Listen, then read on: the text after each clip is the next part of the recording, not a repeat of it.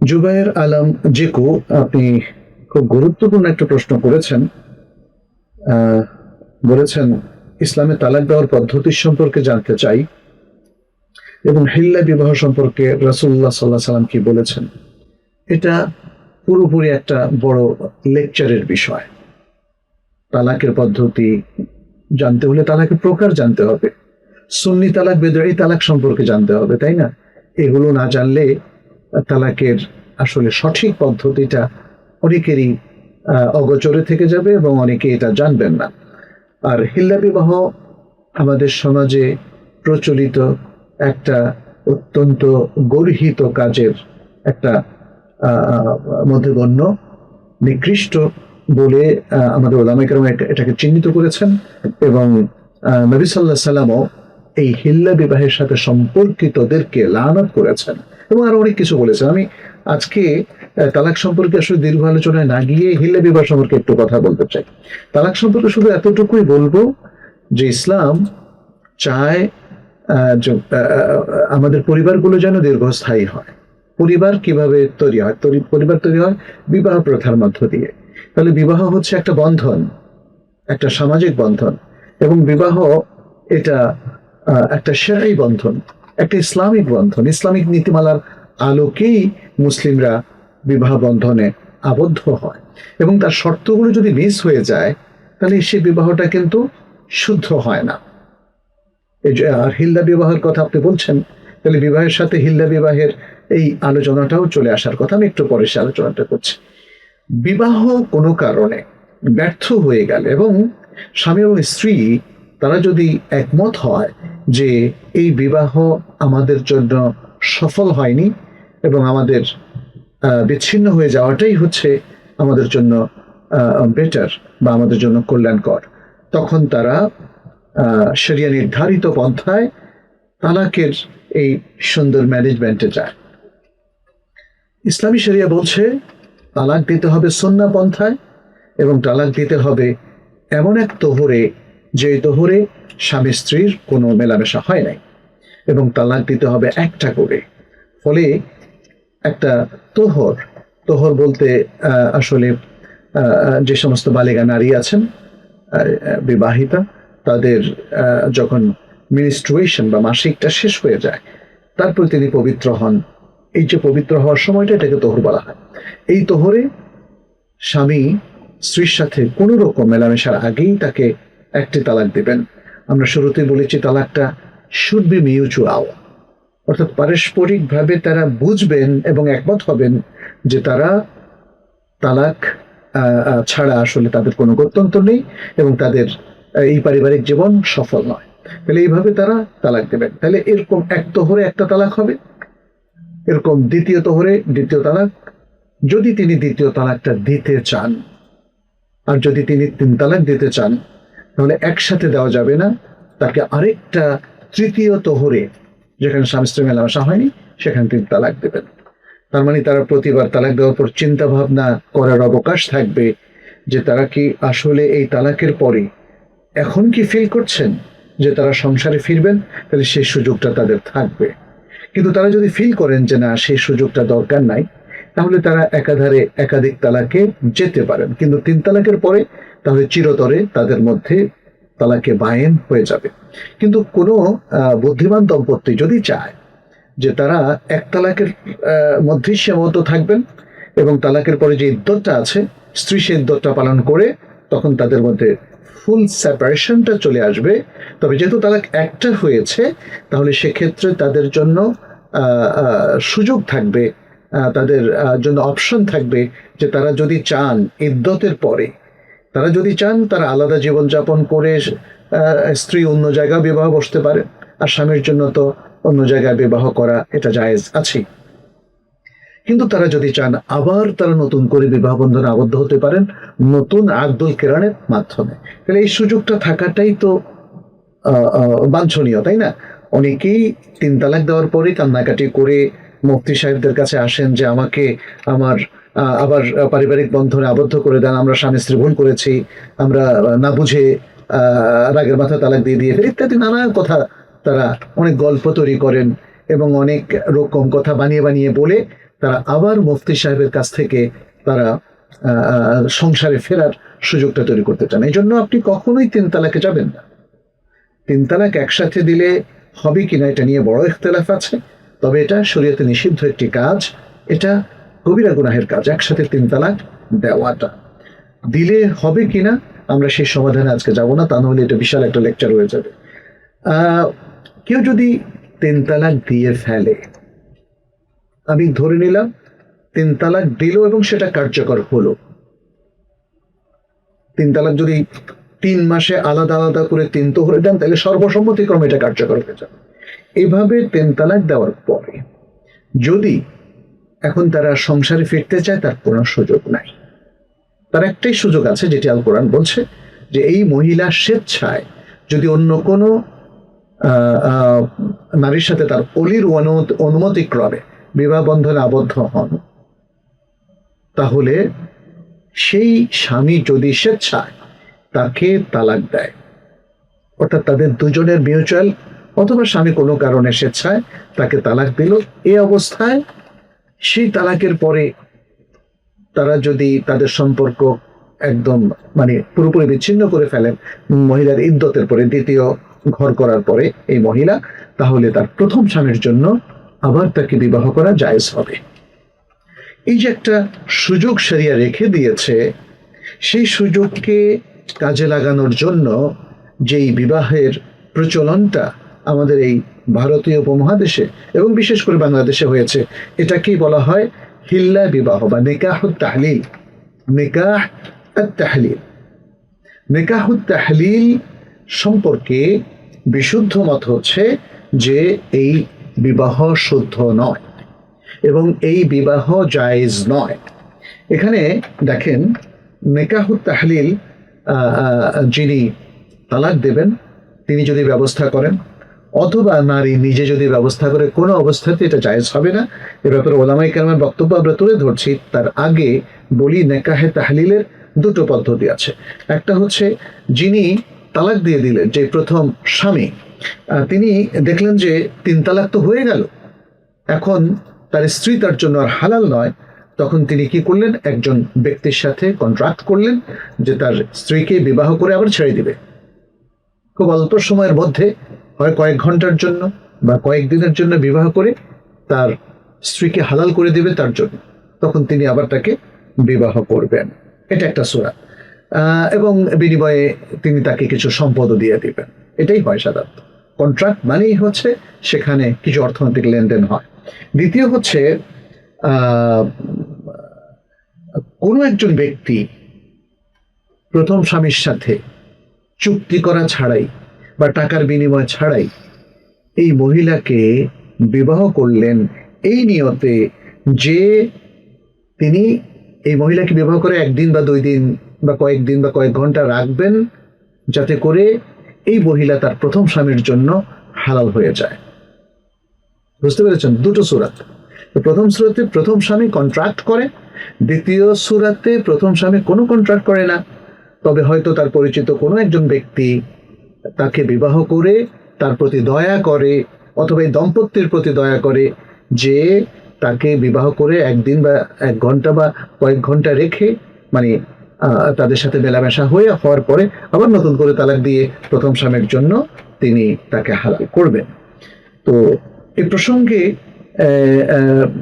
শরিয়ার বক্তব্য থেকে যেটা বোঝা যায়, তাতে বোঝা যায় যে এই ধরনের বিবাহ নারীদের জন্য অবমাননাকর। রাসূল সাল্লাল্লাহু আলাইহি সাল্লাম যারা এই কন্ট্রাক্ট করে, হ্যাঁ, এবং যার জন্য কন্ট্রাক্ট করে, দুজনকে লানত করেছেন। দেখেন কি বলছেন নবী সাল্লাল্লাহু আলাইহি সাল্লাম। এখানে আব্দুল্লাহ ইবনে মাসউদ রাদিয়াল্লাহু তাআলা থেকে যে হাদিসটা আমরা পাচ্ছি, এটি ইমাম তিরমিজি বর্ণনা করেছেন এবং তিনি সহিহ বলে উল্লেখ করেছেন, ইমাম নাসাই এবং আরো অনেকে বর্ণনা করেছেন।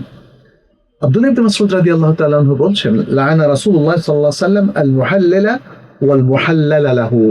রাসূলুল্লাহ সাল্লাল্লাহু আলাইহি সাল্লাম লাআনাত দিয়েছেন, অভিসম্পাত করেছেন যে ব্যক্তি হালাল করে আর যার জন্য হালাল করা হয়। তাহলে যে ব্যক্তি হালাল করে অর্থাৎ দ্বিতীয় স্বামী, আর যার জন্য হালাল করা হয় তিনি হচ্ছেন প্রথম স্বামী। যখন তারা চুক্তিবদ্ধ হয় তাহলে দুজনের জন্যই নবী সাল্লাল্লাহু আলাইহি ওয়াসাল্লাম লাআনাত করেছেন। আর লাআনাত সাধারণত সেই কাজের জন্য হয় যেটা সরাসর হারাম, স্পষ্ট হারাম। হাফিজ ইবনে হাজার রাহিমাহুল্লাহ তিনি বলেছেন এই হাদিসটাকে ইবনুল কাত্তান সহিহ বলেছেন, ইবনু দাকিক আল ঈদ শারত আল বুখারী অনুযায়ী এটাকে সহিহ বলেছেন, এই হাদিসটা সহিহ। ইমাম ইবনুল কাইয়িম রাহিমাহুল্লাহ বলেন, তিনি বলেন ওয়ালা আনাহু সাল্লাল্লাহু আলাইহি ওয়াসাল্লাম লাহুমা ইম্মা خبر عن الله تعالى بوقوع لعنته عليهما أو دعاء عليهما باللعنة وهذا يدل على تحريمه। ইবনুল কাইয়িম রাহিমাহুল্লাহ জাদুল মাআদের মধ্যে এই কথা বলেছেন যে রাসূলুল্লাহ সাল্লাল্লাহু আলাইহি ওয়াসাল্লাম এই দুইজনকে আল মুহাল্লিল ওয়াল মুহাল্লাল্লাহ এই দুইজনকে লানাত করেছেন। এই লানাত করাটা হয়তো আল্লাহ সুবহানাহু ওয়া তাআলার পক্ষ থেকে এটা অবহিতকরণ যে আল্লাহ তাদেরকে লানাত করেছে, অথবা নবী সাল্লাল্লাহু আলাইহি ওয়াসাল্লাম তাদের উপর লানাত করেছেন, মানে তাদের বিরুদ্ধে লানাতের বদদোয়া করছেন। যে কোনো অবস্থায় এই লানাত দ্বারা এই নিকাহ তাহলিল বা হিল্লা বিবাহ বা হালালা বিবাহ এটা হারাম বলে সাব্যস্ত হয়। আরেকটা হাদিস আপনাদেরকে শোনাই। এই হাদিসটি ইবনে মাজাহ বর্ণনা করেছেন এবং শেখ আলবানী এই হাদিসটাকে হাসান বলেছেন সহিহ ইবনে মাজাহর মধ্যে।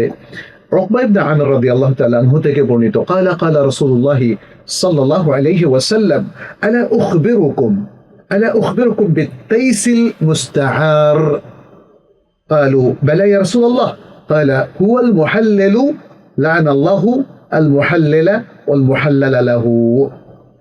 নবী সাল্লাল্লাহু আলাইহি ওয়াসাল্লাম বললেন, আমি কি তোমাদেরকে ভাড়াটে পাঠা সম্পর্কে অবহিত করব? ভাড়াটে পাঠা আর তেইস আল মুস্তাআর মানে ভাড়াটে পাঠা। সাহাবায়ে কেরাম বললেন, অবশ্যই হে আল্লাহ রাসূল। তিনি বললেন, সেই ভাড়াটে পাঠা হচ্ছে আল মুহাল্লিল, ওই ব্যক্তি যে হিল্লা বিবাহের মাধ্যমে এই নারীকে প্রথম স্বামীর জন্য হালাল করে, সে হলো আত-তাইস আল মুস্তাআর বা ভাড়াটে পাঠা। নবী সাল্লাল্লাহু আলাইহি ওয়াসাল্লাম এর কথা বলার পরে বললেন, লাআনাল্লাহু আল মুহাল্লিলা ওয়াল মুহাল্লালা লাহু, আল্লাহ লানাত করুন যে ব্যক্তি এভাবে নিকাহ তাহলিলের মাধ্যমে কারো জন্য নারীকে হালাল করে, এবং ওই ব্যক্তিকেও লানাত করলেন যে ব্যক্তির জন্য হালাল করা হয়। এর দ্বারা বোঝা যায় যে নিকাহ তাহলিল বা হালালা বিবাহ বা হিল্লা বিবাহ এটা হারাম এবং এটা মিন কাবাইরিদ দুনুব, বড় ধরনের কবিরা গুনাহ। এবং এটাও বোঝা যায় যে এই ধরনের বিবাহ শুদ্ধ নয়। আল মাওসুআ আল ফিকহিয়া আল কুওয়েতিয়া, কুয়েতের যে বিখ্যাত ফিকহ এনসাইক্লোপিডিয়া, সেখানে এভাবে বর্ণনা করা হয়েছে। জমহুর উলামায়ে কেরাম, এর মধ্যে রয়েছেন ইমাম মালিক এবং তার অনুসারীবৃন্দ, ইমাম শাফিঈ এবং তার অনুসারীবৃন্দ, ইমাম আহমদ ইবনে হাম্বল এবং তার অনুসারীবৃন্দ, এবং আবু ইউসুফ রাহিমাহুল্লাহ, ইমাম আবু হানিফা রাহিমাহুল্লাহর বড় ছাত্র, এরা প্রত্যেকেই স্পষ্ট করে দিয়েছেন যে এই বিবাহ ফাসিদ, এই বিবাহ হয়নি, এই বিবাহ অশুদ্ধ, উপরোক্ত দুটো হাদিসের কারণে। শেখ আব্দুল আজিজ বিন বাজ রাহিমাহুল্লাহ বলছেন, হাদা মিন আকবাহিল বাতিল, এটা সবচেয়ে নিকৃষ্ট বাতিল, ও মিন আযমিল ফাসাদ, এবং সবচেয়ে মানে খারাপ ধরনের ফাসাদ, নিকাহে ফাসিদ। ও হুয়া জানিন ফিল মানা, তিনি বলছেন এই মুহাল্লিল ব্যক্তি যে নিকাহ তাহলিলের মাধ্যমে হালাল করছে, সে মূলত জেনাকারী।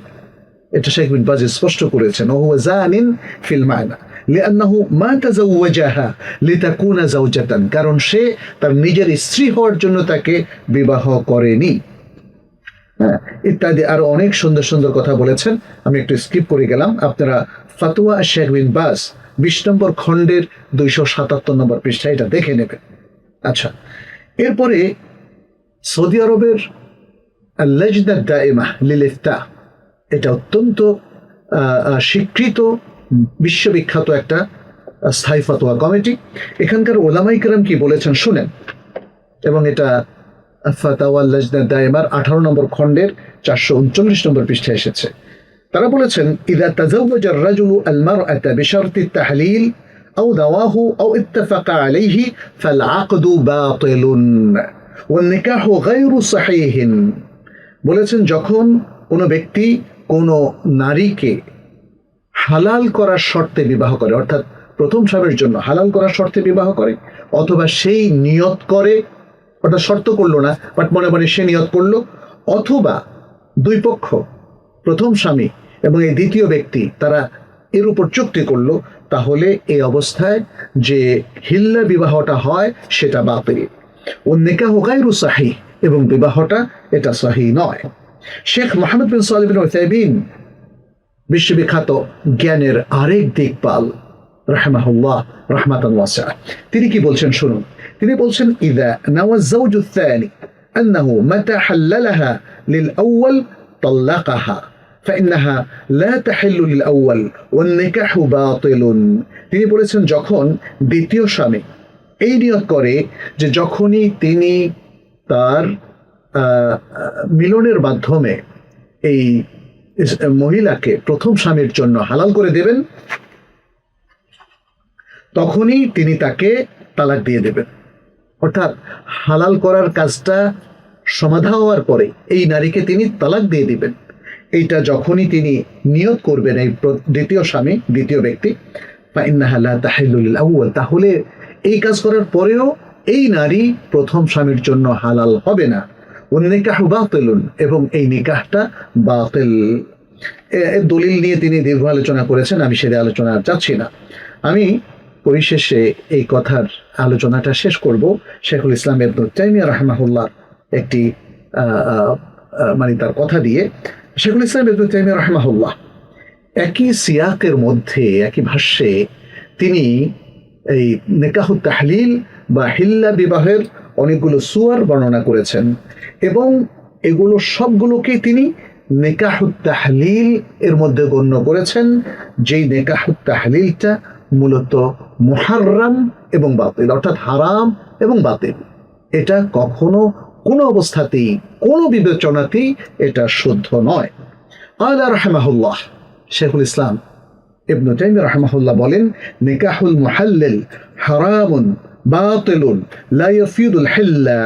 তিনি বলেছেন এই যে হালালকারী ব্যক্তির যে বিবাহ নিকাহুত তাহলিল, এটা হারাম, এটা বাতিল, এটা কখনোই বিশুদ্ধ বিবাহের কোনো ফায়দা দেয় না, অর্থাৎ বিবাহকে বিশুদ্ধ করে না। এই হিল্লা বিবাহটাকে এটা কোনো ভ্যালিডিটি দেয় না। এরপর তিনি সূরাতগুলো বর্ণনা করেছেন, অনেক লম্বা কথা বলেছেন, আমি সেদিকে আর যাচ্ছি না।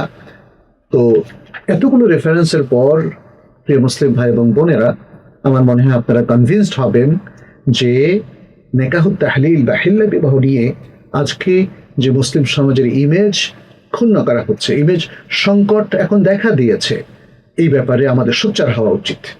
আমাদের জমহুর উলামায়ে কেরাম, উম্মার অধিকাংশ বরং বিশাল সংখ্যক উলামায়ে কেরাম এই নিকাহুত তাহলিলকে মানে কোনো ধরনের ভ্যালিডিটি দেন নাই, এটাকে বাতিল বলে উল্লেখ করেছে, হারাম বলে উল্লেখ করেছে।